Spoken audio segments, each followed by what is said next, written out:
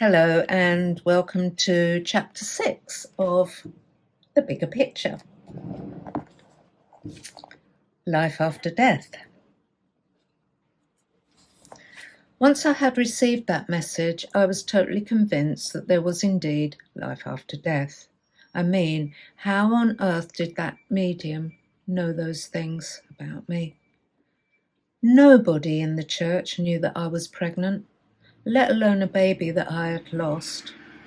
And how did she know about Mum? I was only 29 years old, and my mum should still have been alive. As you know by now, Mum had always told me that when Grandad died, he'd gone to heaven to be with the angels and would always be watching over me.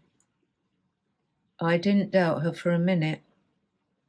Well, I was a child and I believed everything she told me, so going to another place when you died was sort of normal to me.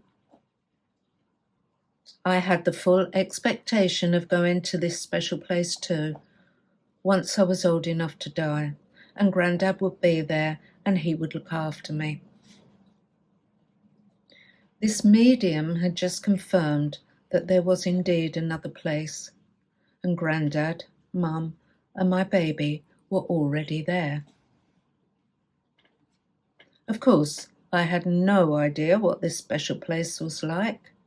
I once worked with a girl who told me that when you died, you went to heaven and sat around on clouds all day eating peas.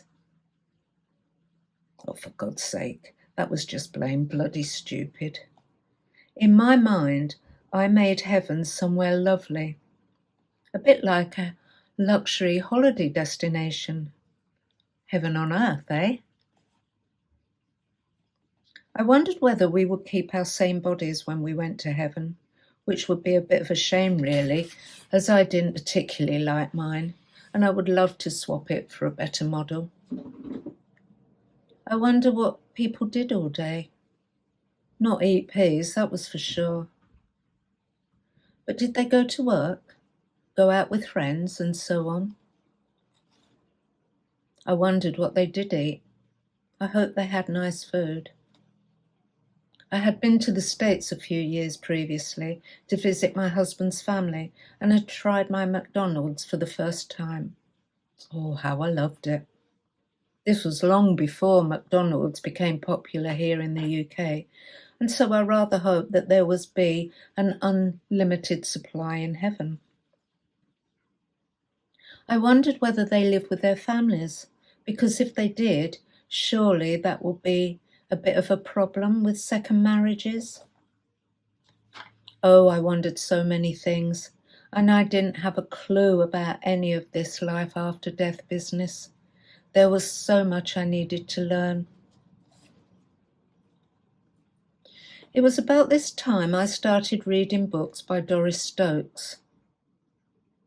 For those of you who have not heard of her, Doris was a spiritual medium who came to fame through her books, TV shows, and live performances.